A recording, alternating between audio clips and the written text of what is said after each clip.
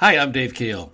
Welcome to this Christian Business Insights podcast show where my goal is to provide you with practical, actionable ideas to help you create businesses and careers of excellence and at the same time multiply your influence for the kingdom. I have been a Christian in business for over 30 years, and I have personally and contractually consulted with over 500 different sales organizations. So in these podcasts, I combine the lessons that I have learned with an out-of-the-box experience and perspective on Christianity that you will find challenging. And we put that together to provide you with practical insights and ideas that you can use to live better and lead better. Welcome to the journey.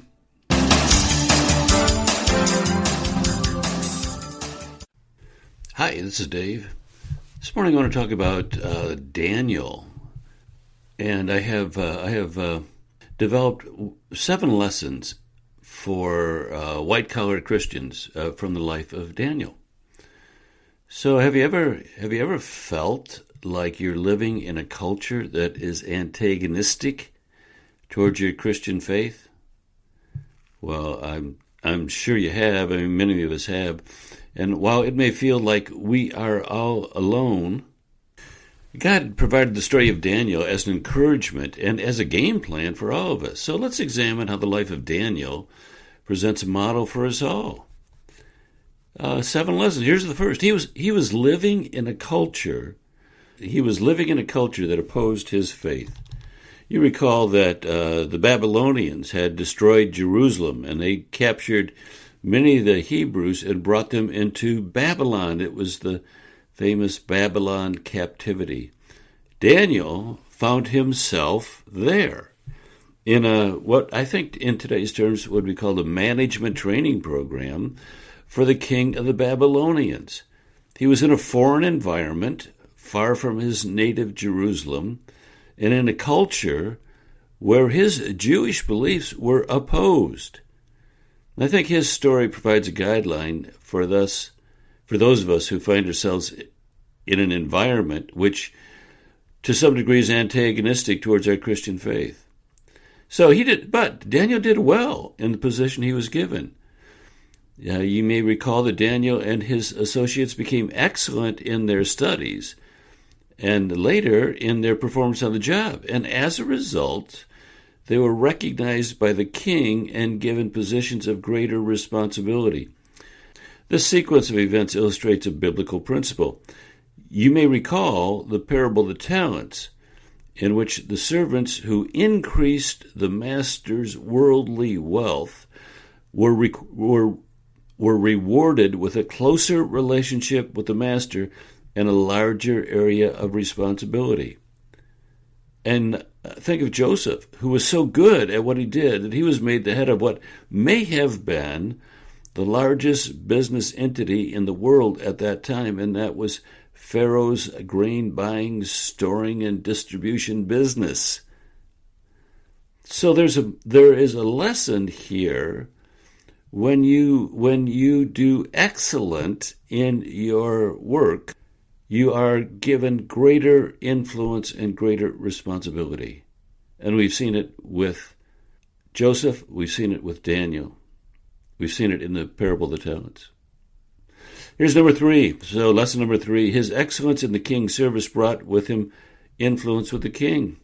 So in Daniel's life, his access to the king and his influence with him were enabled by his excellent work in the service of the king. Now, remember, the king was opposed to the Hebrew faith, but yet Daniel found himself working for the king. And in an earlier post, I discussed the relationship between excellence in your career and growing influence. Doing well for a secular employee is a path to greater influence, and Daniel's life illustrated that biblical principle. Next, he stuck to his faith when he was ordered not to. Yeah, this is kind of interesting. So on several occasions, Daniel's detractors set him up so that his adherence to a relationship with God was seen as disobedience to the king. And in spite of his favored positions, David remained faithful, even under the threat of being thrown into the lion's den. The threat of these horrific punishments could not sway Daniel from adherence to the practices that defined his relationship with God. Here's another one. He fearlessly explained his faith and his commitment to those people who were judging him. When brought before the king, Daniel was articulate in explaining his faith and the reason for his adherence to his commitment to the one God. There were no excuses, no soft or vague comments. Daniel was direct and plain-spoken in front of the king, knowing that his proclamation of his faith would bring him the most horrific of deaths. Still, Daniel did not hesitate to give the glory to God. Number 6, God miraculously protected him. You know, in the lion's den, God intervened to supernaturally protect Daniel. God was aware of Daniel's actions, and he stepped in to providentially shut the mouths of lions. And you're wondering, what's the application for us? Well, could we not think the same thing? If we are plain and clear in our proclamation of our faith, can we not expect God to intervene? Here's number 7. God was praised and significant people were converted. So as a result of Daniel's adherence to his faith and his unashamedly proclamation of it, God was praised by even those most opposed to him. And in all of this, Daniel's story provides a game plan for those marketplace Christians who feel like our culture is becoming more antagonistic towards our faith. Let's mimic what Daniel did.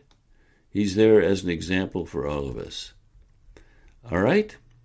Hey, I got something new I'd like to share with you. I'm organizing what is called a Substack page. And on that page, I am now beginning and will continue to add all of my content. So blog posts, articles, podcasts, videos, etc. There's going to be one place, and it's free. So one place to find all of my content, and I'll put a link in the show notes. Check it out and join up, okay? That's it for today. We're done. Bye-bye.